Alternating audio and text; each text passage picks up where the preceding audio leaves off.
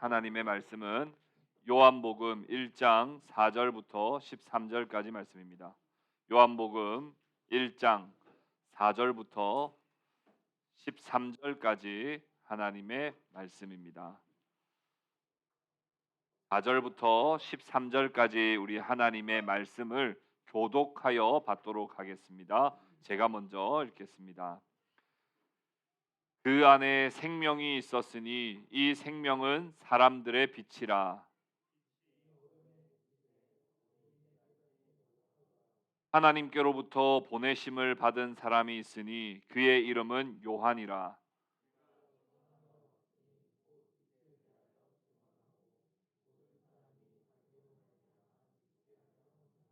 그는 이 빛이 아니요 이 빛에 대하여 증언하러 온 자라.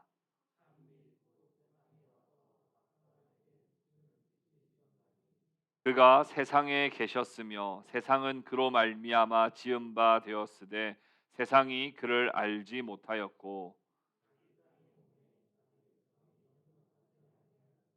영접하는 자 곧 그 이름을 믿는 자들에게는 하나님의 자녀가 되는 권세를 주셨으니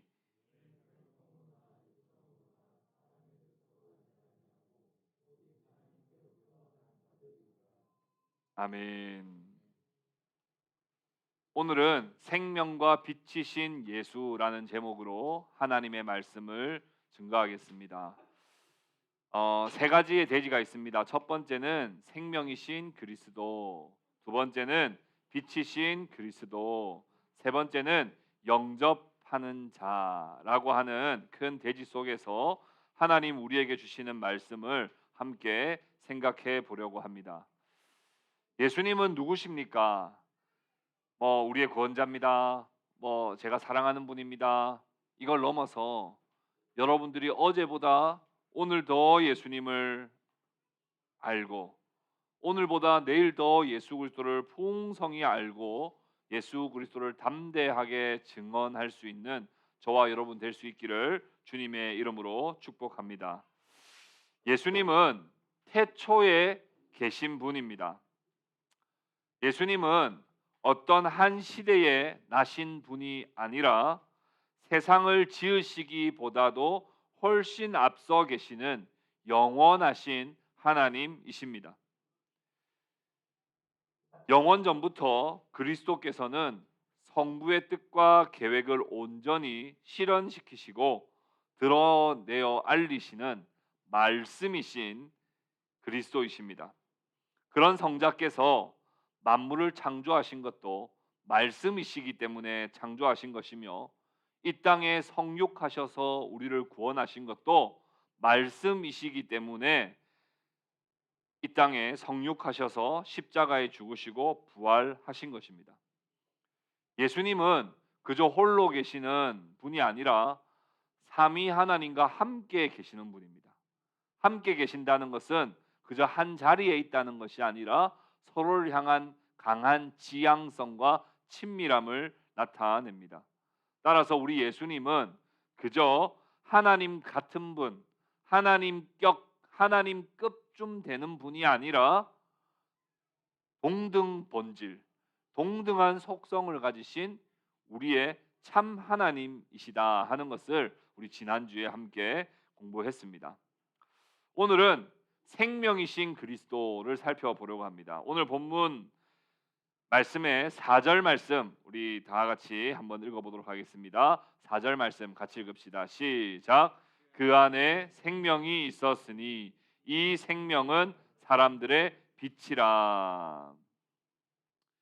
예수 안에 생명이 있다 이렇게 선언합니다. 그 안에 생명이 있었으니.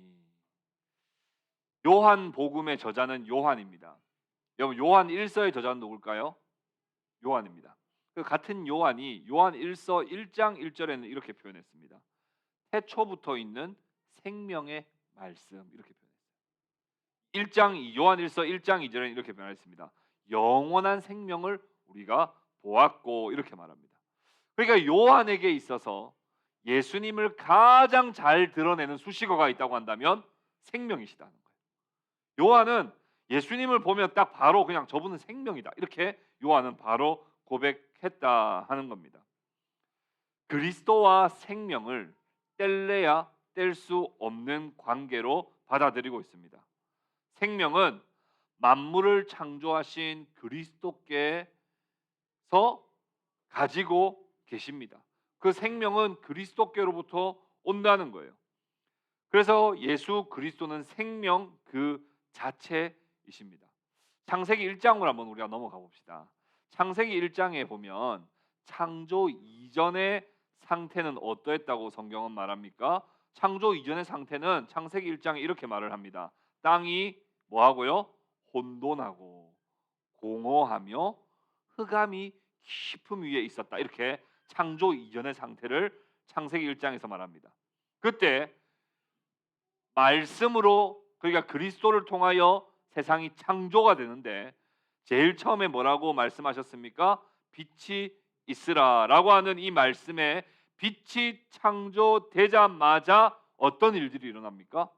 혼돈이 질서가 돼버리고요, 공허가 채움이 돼버립니다.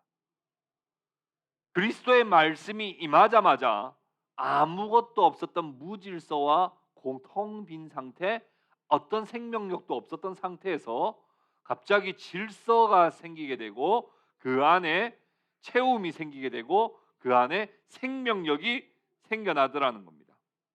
아직까지 태양과 달과 별을 지으시기 전이었습니다. 그러니까 이 빛은 뭐겠습니까? 그리스도의 생명입니다.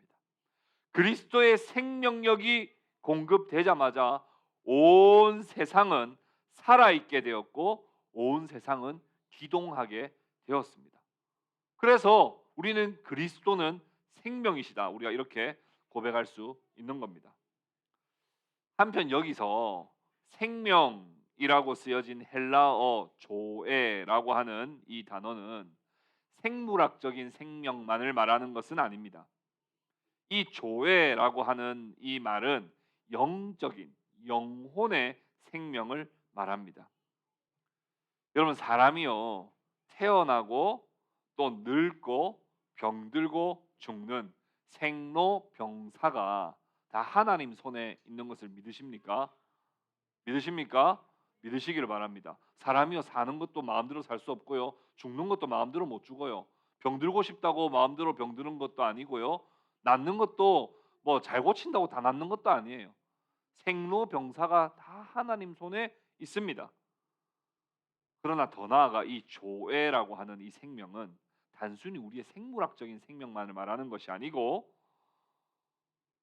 우리에게 창조 때 생명으로 부어주신 그 영혼, 우리 안에 있는 그 영혼이 생명을 가지도록 해주는 그 생명이 바로 그 생명입니다. 그러니까 그 생명은 어떤 생명이냐 하면 하나님과의 인격적 관계 속에서만 살 수 있는 생명이 바로 우리의 영혼의 생명이에요. 그럼 우리가 교회 안 다니고 죄 짓고 한번 살아보세요. 우리의 몸이 죽습니까? 안 죽어요. 이상하게 우리 나쁜 짓 하고 하나님께 반항하고 살아도요, 우리 몸이 죽진 않아요.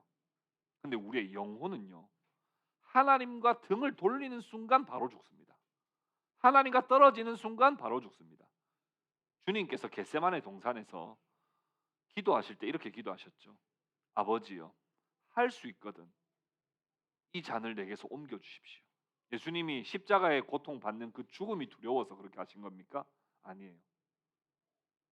내가 하나님의 영혼과 지옥의 감으로 분리될까 봐, 그것이 하나님과 관계가 단절되는 것이 두려운 일이지 육신의 고통 때문에 예수님이 두려워하신 게 아니란 말입니다.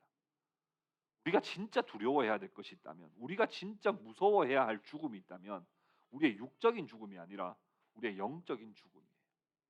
우리의 영혼의 생명력이 끊어지는 것, 그것은 뭐예요? 하나님으로부터 공급받는 생명력이 끊어지는 것, 그것은 바로 하나님과 단절되는 것. 그것이 가장 무서운 겁니다. 여러분, 우리가 천년을 산다고 해도 그리스도와 인격적 만남이 없다면 우리의 영혼에 만족함이 있겠습니까? 우리는 천년을 살아도 죽은 시체같이 살 거예요. 그런데 시편 84편 10절의 시편 기자는 이런 위대한 고백을 했습니다. 우리 찬양 중에도 이런 찬양이 있죠.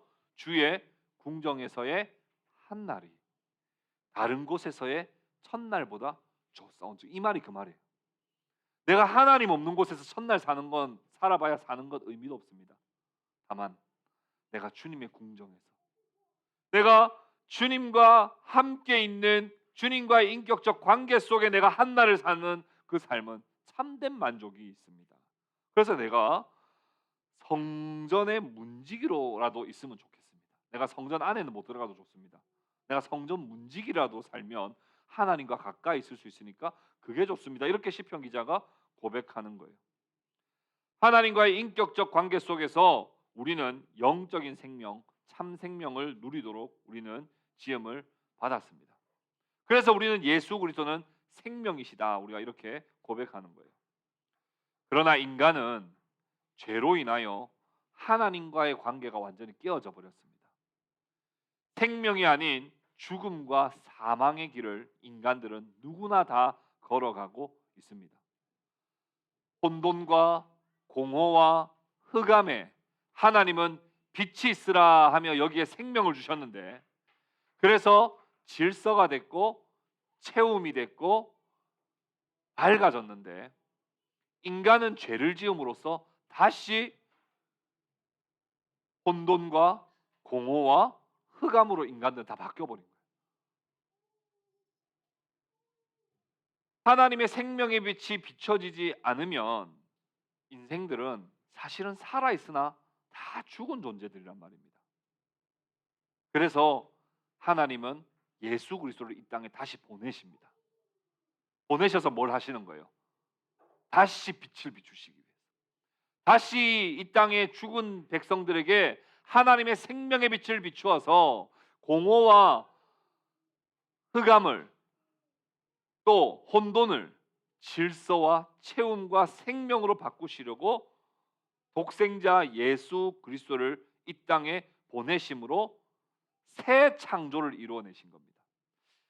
천지 창조 말고요. 천지 창조 때도 생명력을 주셨죠. 근데 다시 흑암과 공허와 혼돈으로 다시 바뀐 인생들에게 다시 예수 그리스도께서 오셔서 새 창조하심으로 우리를 살려 주신 것입니다. 그게 에베소서 2장 1절에 이렇게 말합니다. 그는 허물과 죄로 죽었던 너희를 살리셨도다. 죄로 인하여 죽을 수밖에 없었던이 아니에요.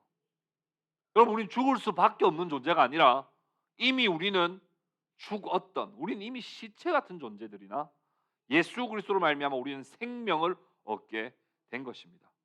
요한복음 20장 31절에 요한복음의 기록 목적에 대해서 이렇게 말씀했었던 적이 있죠. 우리 지난주에도 배웠는데요. 오직 이것을 기록함은 너희로 예수께서 하나님의 아들 그리스도이심을 믿게 하려 함이요 또 너희로 믿고 그 이름을 힘입어 생명을 얻게 하려 함이라.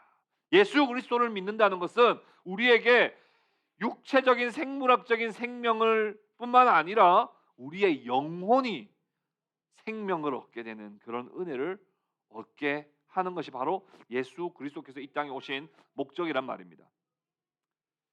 요한복음의 특징 가운데 에고 에이미라고 하는 것이 있다고 지난주에도 잠깐 말씀드렸습니다. I am, 나는 누구다. 이렇게 예수님은 요한복음에 나는 누구다 이렇게 말씀을 많이 하세요. 7번 말씀하십니다. 7번. 그거 나중에 우리 다 배울 건데요. 7번 중에 3번이나 이렇게 말합니다. 나는 생명의 떡이다. 이렇게 요한복음 6장 35절에 생명의 떡이다. 이렇게 말씀합니다. 생명이 들어가 있죠. 요한복음 11장 25절에 이렇게 말씀합니다. 나는 부활이요 생명이니. 예수님 자신이 나는 생명이라고 말씀하세요. 요한복음 14장 6절에 이렇게 말합니다. 나는 길이요 진리요 생명이다. 이렇게 말씀을 하세요. 예수님은 7번 자기 자신에 대해서 말씀하실 때 3번이나 직접적으로 생명이라고 말씀하셨어요. 그럼 나머지 4번은요? 나머지 4번도 간접적으로 생명이라고 말씀하세요. 보세요. 나는 포도나무다. 이렇게 말씀해요. 포도나무다 하는 건 생명과 관련이 있습니까? 없습니까? 있죠. 나는 포도나무요 너희는 뭐요? 가지니. 그 말은 뭐예요? 너희가 나한테 붙어 있어야 생명을 얻는다 이 말씀이죠. 생명이라고 하는 조회라고 하는 단어를 직접 쓰시진 않았지만 예수님은 자기 자신은 생명이라고 말씀하신 것과 같은 거예요. 나는 선한 목자다. 여러분, 선한 목자가 없으면 양들은 어떻게 되는 거예요? 죽은 목숨이나 마찬가지예요. 사실 목자가 있기 때문에 양들이 사는 거예요. 한마디로 나는 생명이다 이 말이랑 똑같은 거예요. 또 뭐요? 나는 양의 문이다 그러세요. 그것도 마찬가지예요. 울타리에 양의 문으로 계시는 이 예수 그리스도가 없으면 우리는 살 수가 없는 존재예요. 그리고 뭐라 그래요? 나는 세상의 빛이다. 빛을 비추심으로 우리는 다시 생명을 얻게 되는 겁니다. 예수님에 대해서 자기 자신을 소개하시는 에고 에이미의 모든 말씀마다 예수님은 생명이시다, 조회이시다라고 그렇게 선언하고 계시는 것입니다. 사랑하는 형제 자매 여러분, 예수님은 생명 그 자체이십니다. 예수님을 벗어나서는, 예수님을 떠나서는 생명이 없습니다. 오직 예수님 안에서만 생명이 있다는 것을 믿으시기를 주님의 이름으로 축복합니다. 두 번째, 우리가 빛이신 그리스도에 대해서 한번 생각해 보려고 합니다. 5절 말씀 우리 같이 한번 읽어보도록 하겠습니다. 5절 같이 읽어봅시다. 시작. 빛이 어둠에 빛이 돼 어둠이 깨닫지 못하더라. 5절에 보면 빛이 어둠에 빛이 돼 그래요.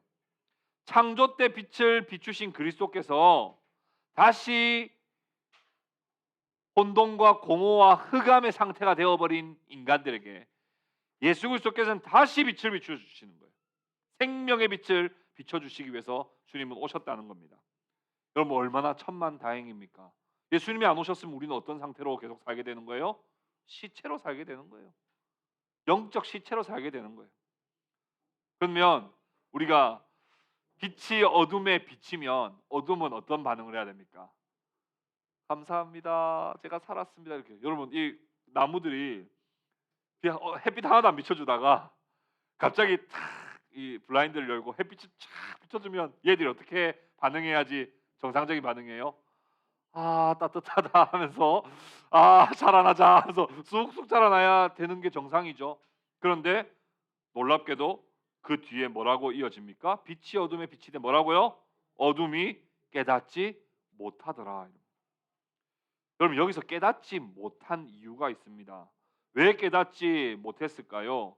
인간은 죄로 인해 다시 짓게 들이온 어둠의 상태가 됐기 때문에, 그 말인즉슨 영적으로 무지한 상태가 되어 버렸기 때문에 그리스도께서 오셔도 알아보지를 못하는 겁니다. 사실 예수님이 오셨을 때 유대인들은 그저 알아보지만 못했습니까? 아닙니다. 그저 알아보지를 못했을 뿐만 아니라 그리스도를 향하여 대적합니다. 마귀 아래에서 종노릇하며 예수님을 십자가에 못 박기까지 합니다. 그렇게 하나님 나라를 공격합니다. 인간들이 얼마나 영적인 무지의 상태에 있는지 우리는 알 수 있는 거예요. 한편 이 말씀은 좀 다르게 해석할 수도 있습니다. 어둠이 깨닫지 못했다 할 때 영적 무지의 상태라서 주님을 알아보지를 못했다. 아무리 세상 사람들한테 예수 그리스도에 대해서 말해줘도 아유 너나 믿어. 영적 무지 상태이기 때문에 그래요. 하나님이 있을 것이라고 하는 추측은 할 수 있으나 별로 난 영적인 일에 관심이 없기 때문에 사람들은 다 그냥 외면합니다. 그러나 어둠이 깨닫지 못했다 할 때 좀 다른 의미로 해석할 수 있는데, 여기에서 깨닫다라고 번역한 카타람바노라고 하는 이 헬라어는 이기다라고 하는 의미로도 번역할 수 있어요. 여러분, 성경책에 어떤 성경책에는 보면 옆에다가 해놓고 이기다라고 또 다르게 해석해 놓은 성경책도 분명히 찾아보면 있을 겁니다. 그러면 이렇게 해석할 수 있겠죠. 빛이 어둠에 빛이 돼 어둠이 이기지 못하더라. 이렇게 해석할 수도 있는 거예요. 그 말인즉슨 무슨 말이에요? 어둠이 아무리 강력하게 저항한다 할지라도 그 저항 앞에 생명의 빛은 조금 더 좌절하거나 흔들리지 않고 어둠을 어떻게 해버리고 만다고요? 이겨버리고야 만다 이 말이에요. 하나님이 여러분들을 만약 택하셨다면 여러분들이 아무리 방황하려고 하면 한번 노력해 보세요. 하나님 여러분들을 꺾어버려서 여러분들 구원하시고야 마는 분이 바로 우리 그리스도이신 줄을 믿으시기를 바랍니다. 여러분들 반항하실 거 아니죠? 근데 한번 하려면 해보세요. 해도 해도 하나님을 이기지를 못해요. 하나님이 여러분들을 반드시 이겨내십니다. 이 두 가지 해석 다 가능합니다. 그러니까 이렇게 보는 거예요. 빛인 어둠에 비칩니다. 그리스도를 통하여 빛은 비춥니다. 그때 백성들은 깨닫지 못해요. 또 동시에 어둠이 빛을 이기지 못했다. 빛은 반드시 우리에게 생명으로 입히신다라고 그렇게 성경은 말씀하는 겁니다. 6절부터 한번 보십시오. 6절부터 보시면요. 빛이신 그리스도를 증언하는 자가 등장합니다. 바로 세례 요한인데요. 여러분, 세례 요한과 사도 요한은 같은 사람일까요? 동명이인일까요? 동명이인입니까? 동명이인이죠. 세례 요한과 사도 요한. 여러분, 이거 사실은 둘 다 그때는 누구는 세례 요한이자 누구는 사도 요한 이렇게 부르진 않았습니다. 오늘 우리가 부를 때 헷갈리니까 부를 때 우리는 세례 요한이다. 예수님이 오실 길을 예비한 자는 세례 요한이다. 그리고 예수님의 제자는 사도 요한이다. 우리가 이렇게 구분하는데 여러분 헷갈리시면 안 됩니다. 빛이신 예수님이 오실 길을 예비하는 자로서 세례 요한의 사역이 등장하는데 이 세례 요한의 사역은 진짜 중요한 사역이에요. 왜 중요한 사역이냐면 사복음서에 다 기록되어 있습니다. 이 세례 요한의 이야기가. 예수님께서도 이렇게 말씀하신 바가 있습니다. 저 세례 요한은 여자가 낳은 자 중에 가장 큰 자다 이렇게 칭찬하신 적이 있습니다. 그만큼 세례 요한의 사역이 얼마나 중요한지를 강조하고 계시는 것이죠. 요한복음 1장 6절부터 8절까지 우리 같이 한번 읽어봅시다. 6절부터 8절 같이 읽읍시다. 시작. 하나님께로부터 보내심을 받은 사람이 있으니 그의 이름은 요한이라. 그가 증언하러 왔으니 곧 빛에 대하여 증언하고 모든 사람이 자기로 말미암아 믿게 하려 함이라. 그는 이 빛이 아니요 이 빛에 대하여 증언하러 온 자라. 여러분 여기에서 제일 많이 등장하는 단어가 뭔가 같아요? 빛이랑 뭐요? 증언이죠. 빛이랑 증언이에요. 여기 지금 핵심적인 내용은 빛이랑 증언입니다. 이렇게 분명히 이야기하고 있습니다. 세례 요한은 뭐라고요? 빛이라고요? 빛이 아니라고요? 빛이 아니요. 이 빛에 대하여 뭐하러 온 자라고요? 증언하러 온 자다. 빛은 누구십니까? 예수 그리스도십니다. 그 빛을 혼돈과 공허와 흑암으로 죽어 있는 우리를 살리시기 위하여 빛이신 그리스도께서 오시는데 그 빛이신 예수 그리스도를 증언하는 사역을 맡은 자가 바로 세례 요한이라고요. 여러분 근데 왜 하필 증언해야 될까요? 왜 하필 증언해야 될까요? 앞서 언급했듯이 우리는 어떤 영적 상태예요? 어둠, 공허, 혼돈, 영적 무지의 상태라고요. 우리에게서 하나님은 이런 분일 거야라고 나올 수 없는 상태입니다. 그렇죠? 그런 상태이기 때문에 꼭 필요한 건 뭐예요? 증언입니다. 먼저 빛이 비추음을 받은 자는 반드시 아직 빛을 모르는 자들에게 증언해야 이 사람도 빛을 받게 되는 원리로 하나님은 이 세상에 복음을 전하십니다. 빛을 받아 생명을 얻은 사람이 빛을 보고 깨달은 사람이 증인이 되어 증언을 해야 그들은 알 수 있을 정도로 엄청난 영적 무지의 상태에 있다는 것을 우리는 볼 수 있습니다. 9절부터 11절까지 같이 한번 읽어봅시다. 9절부터 11절 같이 읽어봅시다. 시작. 참 빛 곧 세상에 와서 각 사람에게 비추는 빛이 있었나니 그가 세상에 계셨으며 세상은 그로 말미암아 지은 바 되었으되 세상이 그를 알지 못하였고 자기 땅에 오매 자기 백성이 영접하지 아니하였으나. 여러분 참 빛이 이 세상에 비쳤습니다. 여러분 참 빛이 비추면 그 빛을 보고 반응해야 되는데 그 빛에 대하여 반응하지를 못하는 거예요. 이 세상을 지으신 분을 믿으라고 해도 이 세상을 지으신 분을 믿지를 못해요. 영적 무지죠. 여러분 알츠하이머 병이라고 아세요? 알츠하이머. 이 알츠하이머 병이라고 하는 거는 뇌신경 세포가 서서히 퇴행하면서 기억력도 장애를 겪게 되고 판단력에도 장애를 얻고 언어에도 장애를 계속 얻게 되는 거예요. 그러면 인간은요. 알츠하이머의 수준이 아니라 죄로 물들어 버린 인간은 순간에 영적 세포가 다 죽어 버렸어요. 죄로 인해서 영적 세포가 다 죽어 버려서 하나님을 알아보지를 못하는 거예요. 성경에 수많은 사람들이 이런 이야기합니다. 하나님 보여주면 믿겠다 그래요. 여러분 세상 사람들도 그런 이야기 하죠. 우리가 전도하면 하나님 보여주면 믿을게. 여러분 하나님 한번 보여줄 수도 없지만 우리가 보여줘도 못 믿습니다. 하나님 이번에 한 번만 기적을 베풀어 주시면 제가 믿겠습니다. 여러분 그 기적 보고 믿는 사람 못 봤습니다. 왜요? 우리의 영적 세포가 이미 다 죽어버린 상태. 하나님을 알아보지를 못합니다. 못합니다.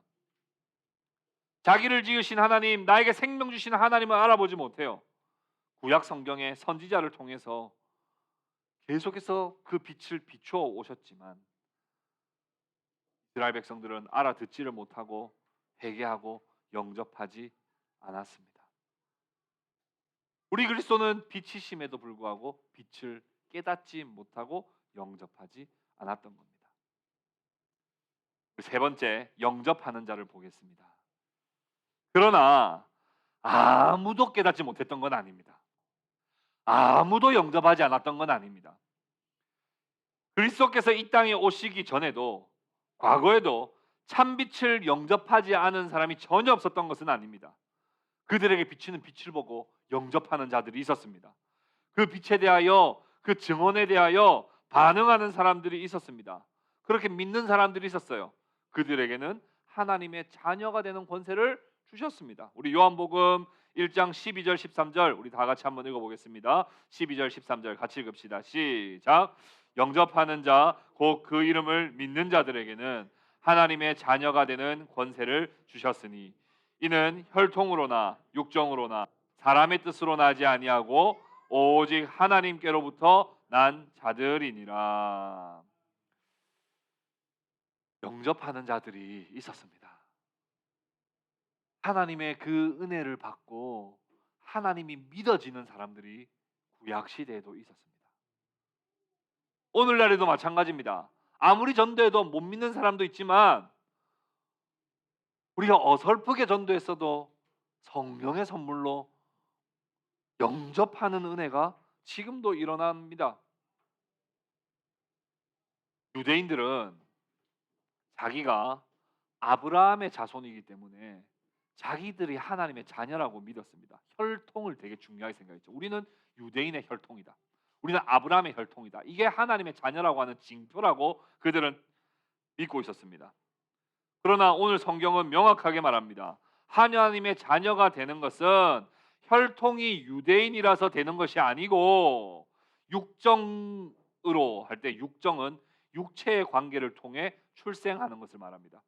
육체의 관계적으로 출생하는 것으로 하나님의 자녀가 되는 것이 아니고 그다음에 사람의 뜻으로 나지도 않는다는 것은 부모나 남편의 의지를 말합니다.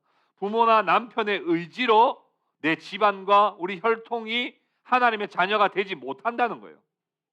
어떻게 해야만 하나님의 자녀가 될 수 있다고 말합니까? 하나님께로부터 난 자들만.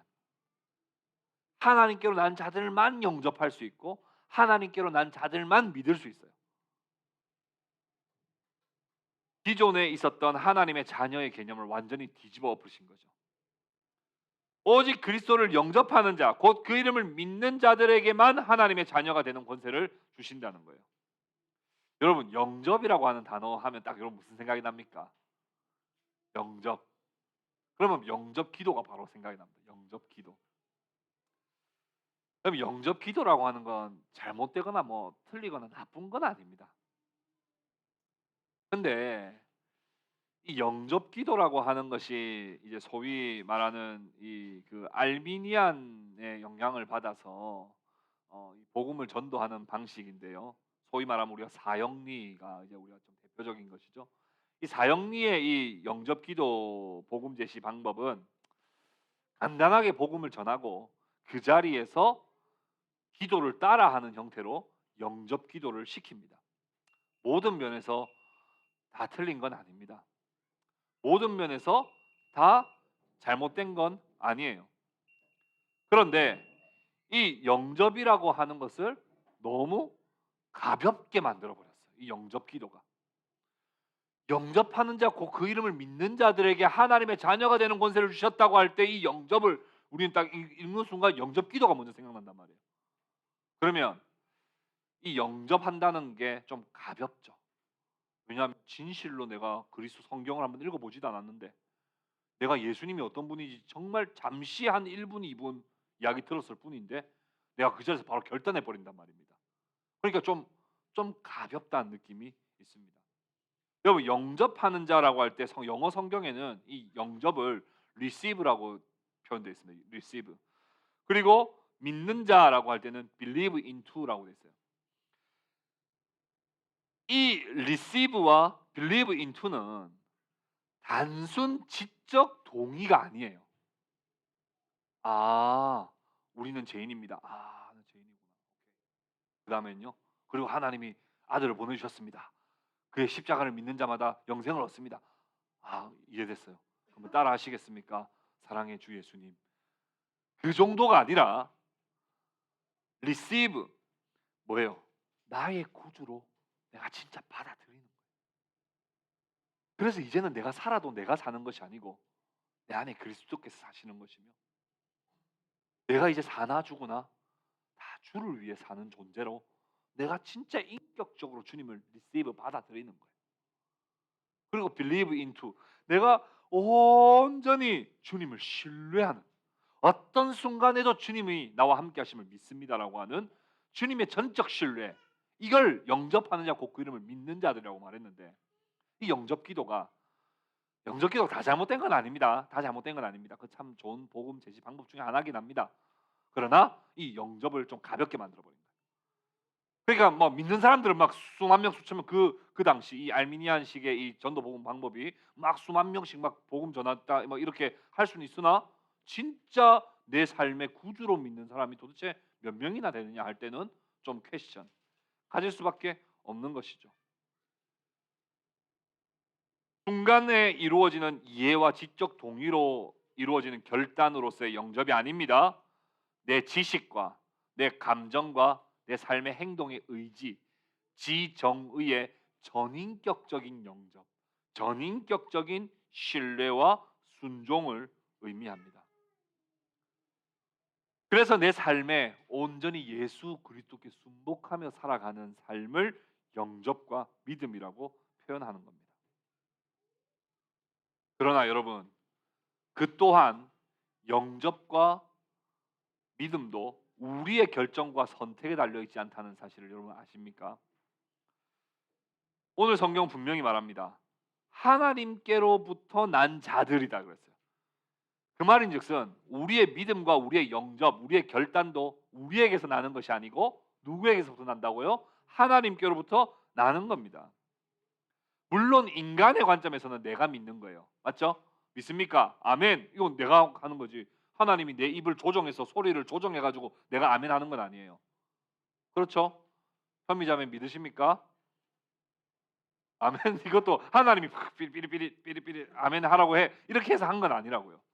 우리의 관점에서는 우리가 동의한 거예요. 우리가 받아들인 거고 우리가 아멘 하는 거예요. 그러나 하나님의 관점에서는 뭐예요? 성령을 통해 우리로 하여금 믿음을 선물로 주셨기 때문이에요. 사도행전 13장 48절에 이렇게 말합니다. 영생을 주시기로 작정된 자는 다 믿더라. 누가 믿는다고요? 영생을 주시기로 작정된 자가 다 믿더라는 거예요. 그렇죠? 똑똑한 사람이 믿는 게 아니에요. 순수한 사람이 믿는 게 아닙니다. 순수한 사람 중에서 절대 안 믿는 사람 많아요. 저도 처음에 옛날엔 순수한 사람들은 믿을 줄 알았거든요. 순수한 사람들도 안 믿어요. 누가 믿는다고요? 영생을 주시기로 작정된 자, 하나님이 영생을 주시는 자들만 믿게 되는 것입니다. 오직 그리스도를 영접하고 믿음으로 하나님의 자녀가 되는 저와 여러분 다 될 수 있기를 주님의 이름으로 축복합니다. 교훈과 적용을 드리겠습니다. 첫 번째는 그리스도를 영접함으로 생명을 반드시 얻으시기를 바랍니다. 혹시 아직도 그리스도를 나의 구주로 영접하지 못하신 분이 계십니까? 어릴 때 세례는 받았어요. 어릴 때부터 교회는 다녔어요. 그러나 아직 내 마음에 내 삶의 주인이 여전히 나 자신이라고, 내 인생은 내 것이라고 생각하시는 분들이 계십니까? 혹시 소유의 넉넉함이 내 생명을 지켜준다고 생각하시는 분들이 계십니까? 그리스도를 영접하시기를 바랍니다. 그리스도께서는 생명의 주관자이실 뿐만 아니라 참 생명이십니다. 여러분, 우리에게 내일이 당연히 올 것 같습니까? 여러분, 이 세상에 당연한 건 없어요. 여러분, 내일이 우리에게 보장돼 있습니까? 이 중에 내일이 보장돼 있는 사람은 단 한 사람도 없습니다. 목사님, 저 건강 관리 얼마나 열심히 하는지 아세요? 목사님 왜 그렇게 함부로 말하세요?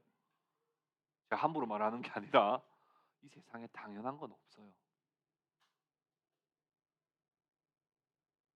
시편 39편의 말씀이 참 이번 주에 제가 지난주에 묵상하면서 참 은혜가 됐는데요. 이렇게 성경은 말합니다. 우리의 날이 한 뼘 길이 같아, 이렇게 말해요.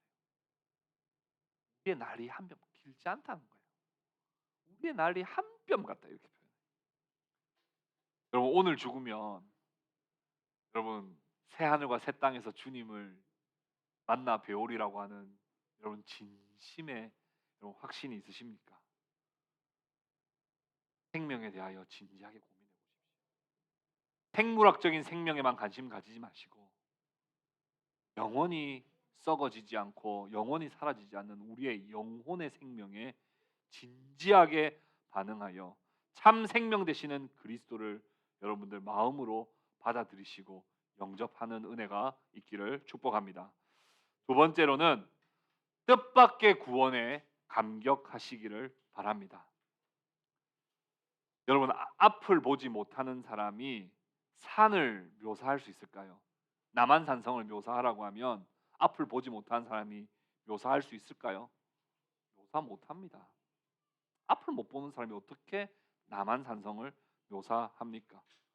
여러분, 듣지 못하는 사람이 알토와 소프라노와 테너와 베이스를 구분할 수 있습니까? 저는 잘 듣는데도 잘 구분 못해요. 듣지 못하는 사람은 구분할 수 없습니다. 죄인들은 절대로 하나님을 알 수 있는 존재가 아니에요. 그러나 여러분들 혹시 하나님을 알고 계시고 여러분 혹시 지금 주 예수 그리스도를 믿고 계시고 성령의 인도를 따라 여러분들 만약 살아가고 계신다면 감격할 수 있기를 바랍니다. 기적입니다. 기적. 보지 못하는 자가 남한산성을 그리고 있는 거랑 똑같아요. 듣지 못하는 자가 사부로 화음을 내면서 노래 부르는 거랑 똑같단 말입니다. 여러분들이 만약 그리스도를 믿고 계신다면 감탄하십시오. 날마다 우리가 감격 속에 살아갈 수 있기를 바랍니다. 죽은 자가 살아났는데 어찌 잠잠할 수 있겠습니까? 보지 못하는 자가 눈을 떴는데 어떻게 그냥 가만히 있을 수가 있고 한 번도 들어본 적이 없는 자가 듣고 있는데 어떻게 잠잠할 수가 있겠습니까? 날마다 기쁨과 감사와 감격 속에서 살아가시는 저와 여러분 될 수 있기를 바랍니다. 마지막으로 빛의 반사체가 되시기를 바랍니다. 빛을 본 자가 할 일은 증언입니다. 빛을 보지 못한 자는 증언을 하고 싶어도 할 수가 없어요. 본 적이 없기 때문에. 근데 빛을 본 자만이 증언할 수 있습니다. 여러분 혹시 내가 무엇을 증언해야 하나 잘 모르시는 분들 계실지도 모르겠습니다. 날마다 그리스도의 빛 앞으로 나아가시기 바랍니다. 그리고 그 빛이 먼저 나에게 비치도록 하나님의 말씀을 펴시고 날마다 하나님께 기도하십시오. 그러면 그 빛이 나에게 비춰서 내가 그 빛을 반사시킬 수는 있습니다. 내 안에서 빛이 생성되지는 못해요. 예수님께서 말씀하시기를 너희는 세상의 빛이라고 말씀하셨지만 사실 우리는 우리에게 빛이 생성되지는 못합니다. 그러나 우리는 빛을 반사할 수는 있습니다. 날마다 그리스도의 빛이 우리에게 비칠 때 우리는 그 빛이 다른 사람에게 반사시켜서 그들도 그 빛을 보고 예수 그리스도로 돌아오게 하는 증언자가 우리도 될 수 있습니다. 주께서 말씀하신 대로 너희는 세상의 빛이라 하는 말씀을 기억하며 우리가 눈을 떴는데 입 다물고 있지 말고 그리스도의 생명을 알지 못하는 자들에게, 아직까지 그 빛을 모르고 어둠 속에 있는 자들에게 그리스도의 생명 되심을 전하는 저와 여러분 다 되실 수 있기를 우리 주 예수 그리스도의 이름으로 축복합니다. 우리 함께 기도하도록 하겠습니다. 오늘 우리 말씀을 기억하며 우리 함께 하나님께 기도 올려드리겠습니다. 여러분들에게 오늘 주시는 말씀이 있습니까? 오늘 여러분들이 만나고 또 고백하고 깨닫게 된 우리 그리스도가 있습니까? 그분을 우리가 잘 믿고 우리의 삶 속에 그저 이 말씀이 사변적인 지식이 아니라 순종하며 살아가는 순종의 삶이 되기를 위해서 같이 기도했으면 좋겠습니다. 우리 다 같이 잠시 하나님께 기도 드리도록 하겠습니다.